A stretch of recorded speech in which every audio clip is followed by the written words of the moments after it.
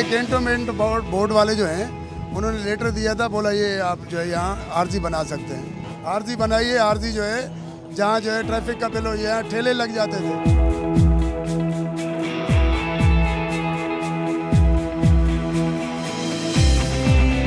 तोड़ते हैं दोबारा बनाते हैं, फिर तोड़ते हैं दोबारा बनाते हैं। आवाम बड़ी परेशान है यहाँ पर, चौकी के साथ पूरे पथारे लगे होते हैं यहाँ पे। ट्रैफिक चौकियाँ तो ये बन रही है ना, ये तो गवर्नमेंट है ना, ट्रैफिक तो गवर्नमेंट है ना, वो तो बना रही है अपनी उसमें बलबूते पे।